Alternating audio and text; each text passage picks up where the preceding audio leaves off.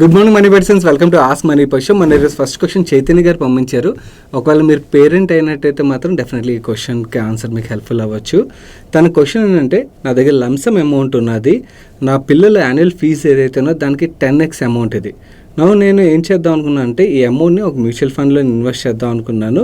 And fee కోసం every year systematic withdrawal plan use చేసి fee pay చేద్దాం అనుకున్నాను. సో నేను ఇలా చేయడం కరెక్టేనా? ఒకవేళ ఇలా నేను చేయాలనుకున్నట్టయితే స్మాల్ క్యాప్, ఫ్లెక్సీ క్యాప్ కేటగిరీలో ఏ కేటగిరీ చూస్ చేసుకోవడం బెటర్, నా ప్లాన్ 10 years కోసం అని అంటున్నారు.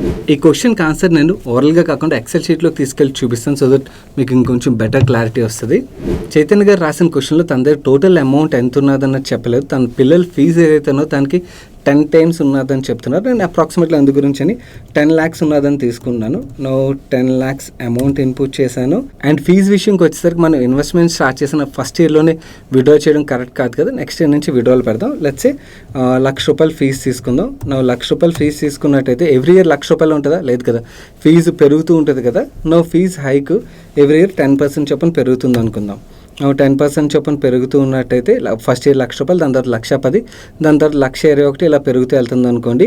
ఈ ఇన్వెస్ట్మెంట్ విషయంకి వచ్చేసరికి ఇన్వెస్ట్మెంట్ ఆయన ఎక్కడ ఇన్వెస్ట్ చేస్తా అన్నారు? Multi caps and small caps అంటున్నారు కాబట్టి, which are aggressive category funds. మనం ఇండెక్స్లో ఇన్వెస్ట్ చేసినా కూడా 5 years అండ్ అబౌట్ 10 years తీసుకున్నట్టయితే మనం 10 to 12% రిటర్న్ ఎక్స్పెక్ట్ చేయొచ్చు కదా. ఆయన అగ్రెసివ్గా ఇన్వెస్ట్ చేయాలని ప్లాన్ చేస్తున్నారు కాబట్టి అయినా కూడా మనం ఆ 12% తీసుకుందాం. 12% తీసుకున్నట్టయితే టోటల్గా స్కూల్ ఫీజు ఏదైతే ఉన్నదో, నేను 12th వరకు తీసుకున్నాను, టోటల్గా ₹18,53,000 స్కూల్ ఫీజు కోసం విత్డ్రా చేసిన తర్వాత తన దగ్గర ఎండ్ లంసమ్ మిగిలేది ₹3,93,000, అంటే అప్రాక్సిమేట్లీ ₹4,00,000 అయితే మిగులుతుంది. ఇక్కడ ఎవరైనా ఇంకొంచెం డిఫరెంట్గా, అంటే నేను ఇన్వెస్ట్ చేసిన అమౌంట్ ఏదైతే ఉన్నదో స్కూల్ ఫీజు విత్డ్రాల్ తర్వాత కూడా నా ఇన్వెస్టెడ్ అమౌంట్ అప్రాక్సిమేట్లీ ఆ అమౌంట్ ఉండేటట్టు ప్లాన్ చేయాలంటే ఎంతతో స్టార్ట్ చేయాలని క్వశ్చన్ ఉన్నట్టయితే, సో మీరు 10 lakhs బదులు ఇది 12 లక్షలు అంటే 12 times స్టార్ట్ చేశారనుకోండి.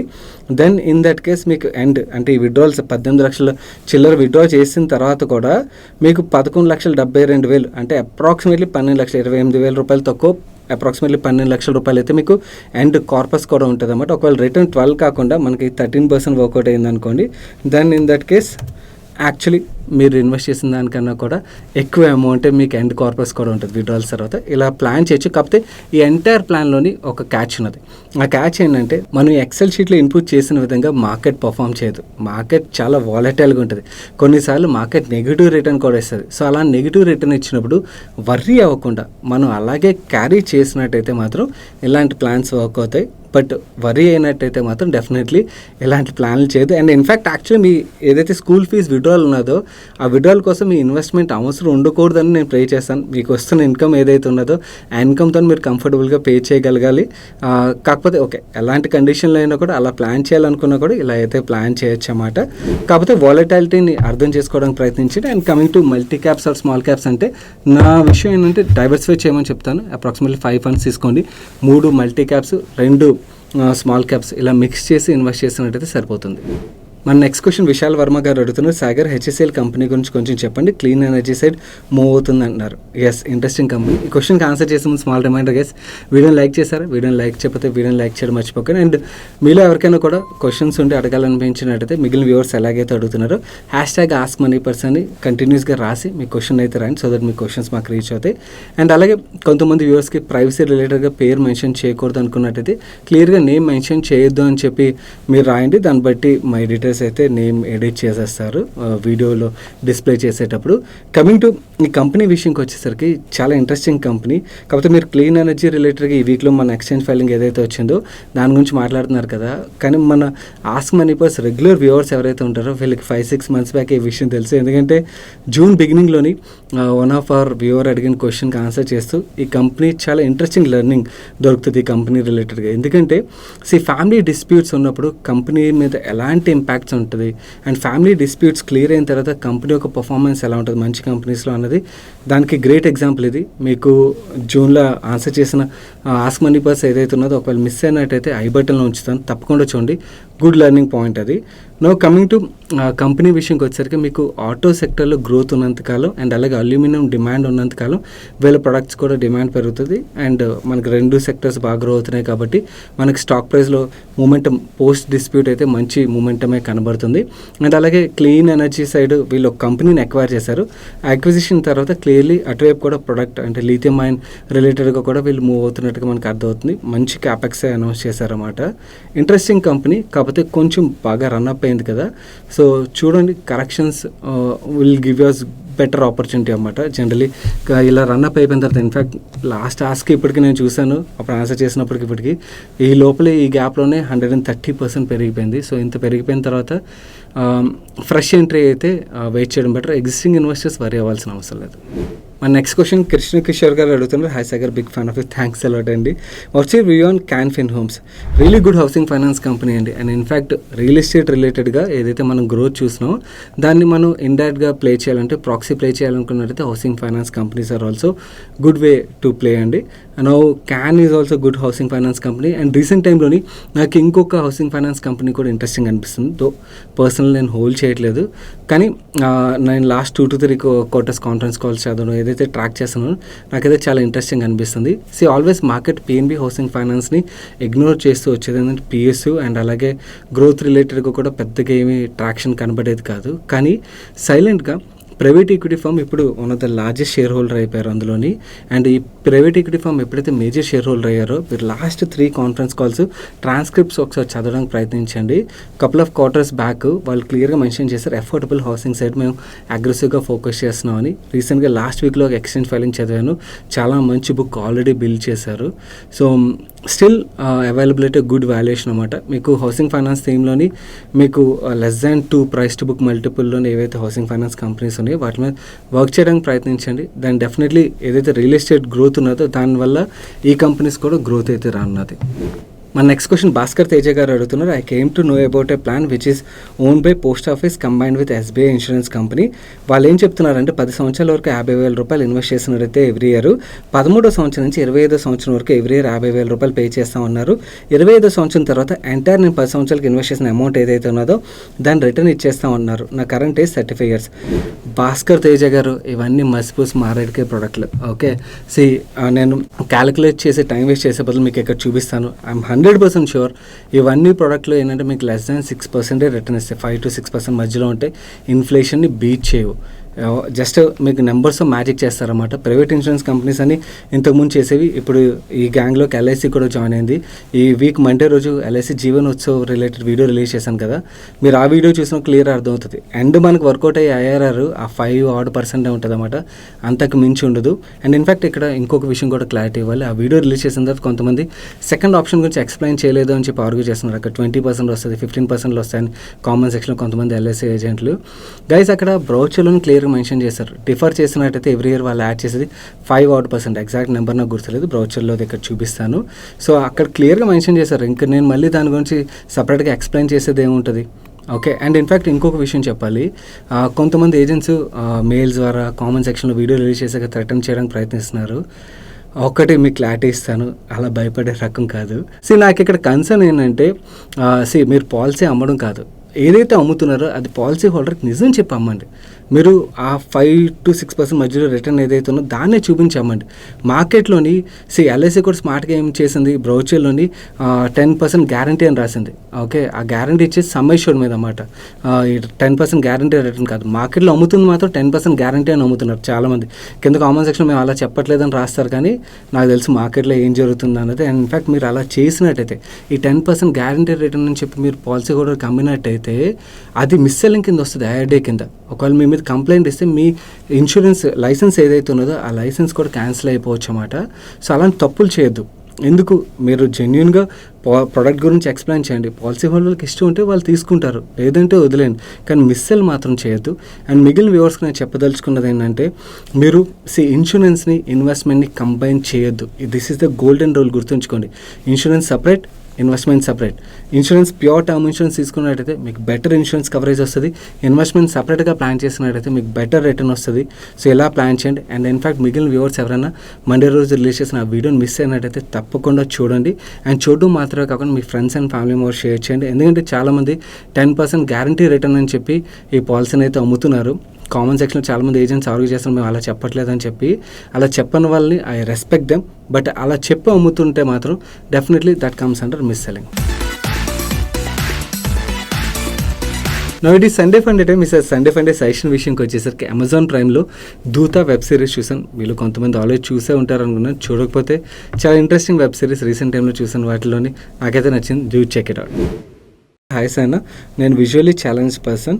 నాకు పూర్తిగా కనిపించదు. నేను బ్యాంక్లో జాబ్ చేస్తున్నాను. చిన్నప్పటి నుంచి సినిమా కథ రచయిత అవ్వాలని చాలా ఆసక్తి ఉండేది. ప్రయత్నం చేస్తే దానిలో విజయం సాధించేవాడినో కాదో నాకు తెలియదు. కానీ 2021 సంవత్సరంలో మన మనీ పర్స్ ఛానల్ పరిచయం అయిన తర్వాత నా భవిష్యత్తుకు ఒక భరోసా దొరికింది.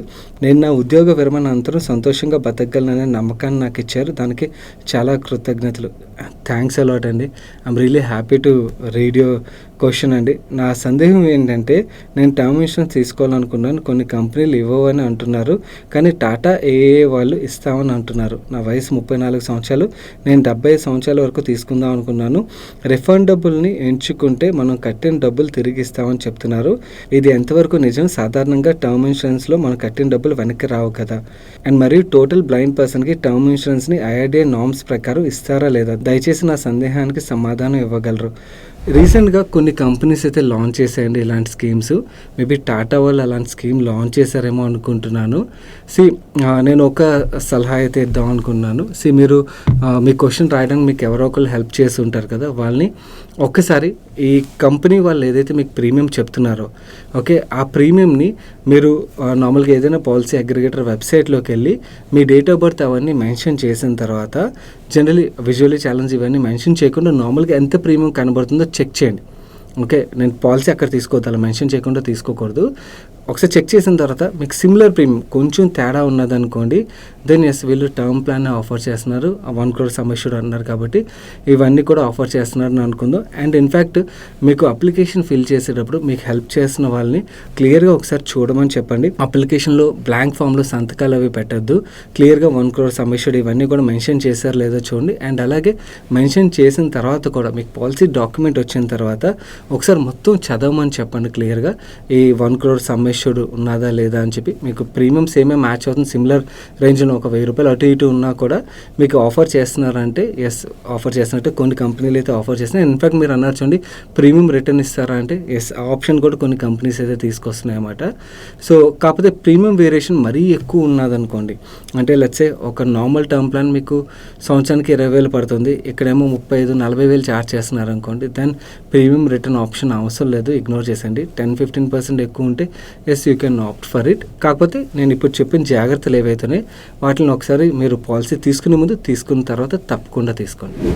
మన నెక్స్ట్ క్వశ్చన్ శ్రీను అడుగుతున్నారు. Hi bro, could you please share your update on Suzlon Energy? Is it right time to buy Suzlon Energy shares now? Srinu garu, మీరు రెన్యూబుల్ ఎనర్జీ థీమ్లో ఇన్వెస్ట్ చేయాలనుకున్నట్టయితే ఎస్ డెఫినెట్లీ గ్రేట్ పొటెన్షియల్ అయితే ఉన్నది. నా ఈ స్టాక్ పరంగా ఐ హోప్ మీరు ఫండమెంటల్స్ మీద వర్క్ చేశారని అనుకున్నాను. వర్క్ చేసి మీరు ఇన్వెస్ట్మెంట్ డెసిషన్ తీసుకున్నారనుకోండి, దెన్ ఫైన్. అలా కాకుండా చాలామంది స్టాక్స్ లాస్ట్ 6 months 1 yearలో చూసినట్టయితే బాగా రన్అప్ అయింది కదా, అలాంటివి చూసి అండ్ అలాగే సోషల్ మీడియా ట్విట్టర్ ఇలాంటి ప్లేస్లో చూసి ఏంటంటే చాలా చోట్ల ట్విట్టర్లో మీకు ఈ స్టాక్ 200 అయిపోద్ది, అంత పొటెన్షియల్ ఉన్నది, 250 అయిపోద్ది, ఇలా మాట్లాడుతున్నారు కదా. అలాంటివి నమ్మి ఇన్వెస్ట్ చేయాలనుకున్నట్టయితే మాత్రం మీ అటెన్షన్ ఒక స్టాక్ ప్రైస్ నుంచి వేరే విధంగా తీసుకెళ్దాం అనుకున్నాను. 40 రూపాయల ప్రైస్ 200 అంటే మనకి ఓకే ఈజీగా అవ్వచ్చు అనుకుంటాం కదా, కానీ ఆల్రెడీ 40 రూపాయల స్టాకే 52,000 53,000 కోట్లు మార్కెట్ క్యాప్లో ట్రేడ్ అవుతుంది. 200 అవ్వాలంటే 5 times పెరగాలి. 5 times పెరగాలంటే 2.5 లక్షల కోట్లు మార్కెట్ క్యాప్కి రీచ్ అవ్వాలి. మీకు 2 లక్షల కోట్ల లోపల మార్కెట్ క్యాప్లోని పెద్ద పెద్ద కంపెనీలు చాలానే ఉంటాయి. 2.5 లక్షల కోట్ల మార్కెట్ క్యాప్ అయ్యేంత రెవెన్యూ పొటెన్షియల్ ఇప్పుడు ఈ కంపెనీలో ఉన్నదా అంటే, మేనేజ్మెంట్ అలా డ్రైవ్ చేయగలదా అంటే, మీకు అలాంటి కాన్ఫిడెన్స్ ఉంటే ఫైన్. అలా కాన్ఫిడెన్స్ లేకుండా ఓన్లీ సోషల్ మీడియా ఈఫోరో చూసి ఇన్వెస్ట్ చేయాలనుకున్నట్టయితే మాత్రం డోంట్ డూ దట్. ఓకే, రిస్క్లను అర్థం చేసుకోండి, మేనేజ్మెంట్ పాస్ట్ ఎగ్జిక్యూషన్లను అర్థం చేసుకోండి. ఎస్, మేనేజ్మెంట్ రీసెంట్ టైంలో కొంచెం మంచి వర్కే చేస్తున్నారు. సో మంచి వర్క్ చేయడం వల్ల మీకు ఆ స్టాక్ ప్రైస్లో మూమెంటం కనబడింది. కాకపోతే ఇంకా అంత పొటెన్షియల్ గ్రో నెంబర్స్ చేయగలరా అంటే I don't know. I really doubt అన్నమాట. ఏంటంటే 2.5 లక్షల కోట్లు అంటే చిన్న కంపెనీ అయితే అవ్వదు. సో మీకు నిజం చెప్పాలి, చాలామంది ఏంటంటే మార్కెట్లోని ఏదైనా కంపెనీ రిలేటెడ్ యూఫోరియా ఉన్నప్పుడు నిజం మాట్లాడినప్పుడు యాక్సెప్ట్ చేయలేరు, కానీ దిస్ ఈజ్ ద ట్రూత్ అన్నమాట. సో యూఫోరియాలోకి వెళ్ళి కొనొద్దు. మీకు ఫండమెంటల్స్ నచ్చి అది మీరు ఇన్వెస్ట్ చేయాలనుకున్నట్టయితే it's up to you. And short టర్మ్లో ట్రేడింగ్ రిలేటెడ్గా ఆలోచిస్తున్నారంటే it's up to you. But ఇన్వెస్టర్లు ఎవరైతే ఉన్నారో ఇవేవి అర్థం కాదు, నాకు ఫండమెంటల్స్ అర్థం కాదు, రిస్క్ అర్థం కాదు, ఇవన్నీ అర్థం కావు, ఎగ్జిట్ తీసుకోలేను, అలాంటి వాళ్ళు ఎవరైనా కూడా స్టాక్ ప్రైస్ ఆధారంగా సోషల్ మీడియా యూఫోరియా ఆధారంగా ఇన్వెస్ట్ చేయాలనుకున్నట్టయితే మాత్రం నో, డోంట్ డూ దట్. మా నెక్స్ట్ క్వశ్చన్ తేజశ్రీ గారు అడుగుతున్నారు, is it right time to buy CG Power, వాటెక్ and Shyam metallics, please let us know. మీరు బై చేయడానికి రైట్ టైమా కాదా అన్నది ఫస్ట్ మీరు అర్థం చేసుకోవాలి. నా పర్సనల్ వ్యూ ఏంటనే షేర్ చేస్తాను. ఈ 3 కంపెనీస్ గురించి మాట్లాడుకోవాలంటే personal like all the 3 companies అండి. 3 కంపెనీస్లో డిస్క్లోజర్ ఐ హోల్డ్ 2 కంపెనీస్. మీరు దివాళీ వీడియో చూస్తే మీలో చాలామందికి అక్కడ కూడా డిస్క్లోజర్ షేర్ చేశాను. వాటెక్, శ్యామ్ మెటాలిక్స్ నాకు వాల్యుయేషన్ పరంగా అట్రాక్టివ్ అనిపించే నేను ఎక్వైర్ చేశాను రీసెంట్గా. సో నాకు వాల్యుయేషన్స్ అయితే అట్రాక్టివ్గా ఉన్నాయి అనిపిస్తుందండి. CG Power విషయంకి వచ్చేసరికి వెరీ గుడ్ ప్రమోటర్స్ అండ్ బిజినెస్ని చాలా మంచి ట్రాక్లోకి తీసుకొచ్చారు, బాగా గ్రో అవుతుంది. కాకపోతే valuation at par or little expensive జోన్లో అయితే ఉన్నది. కాకపోతే మంచి మేనేజ్మెంట్స్ మంచి గ్రోత్ డెలివర్ చేసినంతకాలం మనకి స్టాక్ ప్రైస్లో కూడా మంచి రిటర్న్స్ కనబడవచ్చు. కాకపోతే నా సజెషన్ ఏంటంటే బిజినెసెస్ పరంగా క్లియర్గా అర్థం చేసుకోవడానికి ప్రయత్నించండి. వాల్యుయేషన్ కన్నా ముందు బిజినెస్లో అర్థం చేసుకున్న తర్వాత వాల్యుయేషన్ పార్ట్కి రండి. ఎందుకంటే 3 high risky companies, so high risk సెక్టర్లో ఉన్నాయి కాబట్టి రిస్క్ని అర్థం చేసుకోకుండా ఓన్లీ రిటర్న్ ఆధారంగా వాల్యుయేషన్ ఆధారంగా ఇన్వెస్ట్మెంట్ డెసిషన్ తీసుకోవద్దు. రిస్క్లు బిజినెస్ అర్థం చేసుకున్న తర్వాత డెసిషన్ తీసుకోండి.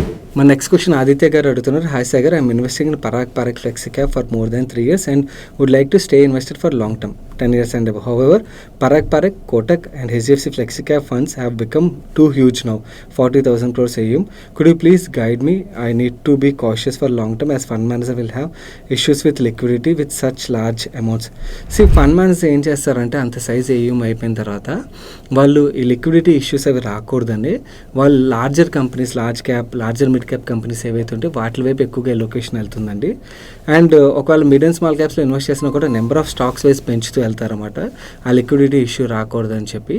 సో మీకు సైజ్ పెరిగే కొద్దీ ఏమవుతుందంటే కొంచెం కన్సర్వేటివ్ అప్రోచ్ ఫాలో అవుతుంటారు. సో నువ్వు ఇలాంటి ఫండ్స్ ఎలా డీల్ చేయాలి, ఇట్ ఆల్ డిపెండ్స్ ఆన్ మన రిటర్న్ ఎక్స్పెక్టేషన్ అండి. సో నాకు కన్సర్వేటివ్గా జస్ట్ కన్సిస్టెంట్ రిటర్న్ వస్తూ ఉంటే సరిపోద్ది, పోర్ట్ఫోలియోలో రిస్క్ అనేది తక్కువగా ఉండాలని ఆలోచిస్తున్నట్టయితే మీకు సైజ్ పెరిగినా కూడా ఫైన్. బట్ కొంతమంది ఇన్వెస్టర్లు నాకు అగ్రెసివ్ రిటర్న్ అంటే కేటగిరీలో టాప్లోనే ఉండాలి, నాకు రిస్క్ ఎక్కువ ఉన్నా పర్లేదు అని ఆలోచిస్తున్న వాళ్ళు ఎవరైతే ఉంటారో అప్పుడు మనకి లో సైజ్ ఏం ఫండ్స్ ఏవైతే ఉంటాయో అక్కడ మీకు అలాంటి క్యారెక్టరిస్టిక్స్ అంటే ఫండ్ మేనేజర్ ఒక టాక్టిక్స్ అలాంటివి ఉంటాయన్నమాట.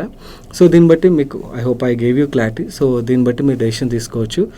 Yes, there are good fund managers, size పెరిగినా కూడా మేనేజ్ చేయగలుగుతారు. బట్ డోంట్ ఎక్స్పెక్ట్ మీ ఫండ్స్ టాప్ కోటైల్లో కన్సిస్టెంట్గా ఉంటాయని చెప్పి ఆ సిచ్యువేషన్స్ అయితే ఉండకపోవచ్చు. ఎందుకంటే లో సైజ్ ఏం ఫండ్ మేనేజర్ దగ్గర ఆ ఎడ్జ్ ఉంటుంది అన్నమాట, ఆ రిస్క్ తీసుకునేది. సో మీకు 4 year 5 year 1 year 2 yearలో వేరు, 4 year 5 yearలో ఆల్వేస్ మీకు లో size fund managers, good fund managers ఎవరైతే ఉంటారో వాళ్ళు ఇలాంటి లార్జ్ సైజ్ ఫండ్స్ కన్నా కూడా బెటర్ ఆల్ఫా క్రియేట్ చేయగలిగే ఛాన్సెస్ అయితే ఎక్కువ ఉంటాయి. మన నెక్స్ట్ క్వశ్చన్ రామారావు గారు అడుగుతున్నారు, ప్రజెంట్ పేపర్ స్టాక్స్ చాలా చీప్గా ట్రేడ్ అవుతున్నాయి, అండర్ వాల్యుయేషన్లో ఉన్నాయి. ఈ థీమ్లోకి ఎంటర్ అవడం కరెక్టేనా? నేను 3 స్టాక్స్ చూస్తున్నాను, Satia Industries, West Coast Paper, JK Paper. And మీ థాట్ ప్రాసెస్ అయితే కరెక్ట్ అండి. వాల్యుయేషన్ పరంగా పేపర్ స్టాక్స్ అయితే మీకు రీజనబుల్ కన్నా కూడా అండర్ వాల్యుయేషన్లో దొరుకుతున్నాయి. కాకపోతే these are high cyclical themes అన్నమాట. సో సిక్లికల్ థీమ్స్లో ప్లే చేసేటప్పుడు మీకు ఎగ్జిట్ కాల్ కూడా తెలియాలి. అది తెలిసినప్పుడే ఇన్వెస్ట్మెంట్ డెసిషన్ తీసుకోండి. ఈ 3 కంపెనీస్లోని నాకు జేకే పేపర్ రిలేటెడ్గా అయితే మాత్రం క్లియర్లీ ఇన్స్టిట్యూషనల్ బయింగ్ అయితే కనబడుతుంది. Especially very long term hold చేసే ఫండ్ మేనేజర్స్ అండర్ వాల్యూడ్ కంపెనీస్ని పిక్ చేస్తారు చూడండి, అలాంటి ఫండ్ మేనేజర్స్ బై చేస్తున్నట్టుగైతే మనకి కనబడుతుంది రీసెంట్ టైంలో యాక్టివిటీస్ ఏవైతే ఉన్నాయో దాన్ని బట్టి. కాకపోతే patient level has to be very very long and అలాగే ఎగ్జిట్ కాల్ తెలియడం చాలా important. So that's it for today's ask money per show guys. మన ఈ వీకెండ్లో మన ఛానల్లో రిలీజ్ అయిన వీడియోస్ ఏవైతే మిస్ అయినట్టయితే ఇక్కడ ఎండ్ కాల్లో వస్తే మిస్ అవ్వకుండా చూడడానికి ప్రయత్నించండి. వీడియోని లైక్ చేయనట్టయితే వీడియోని లైక్ చేస్తూ మీ friends and family members share చేయడం అయితే మర్చిపోకండి. నేను సాయి కృష్ణ పత్రి మరొక ఇంట్రెస్టింగ్ వీడియోతో మీ ముందుకు వస్తాను. Till then bye bye, take care.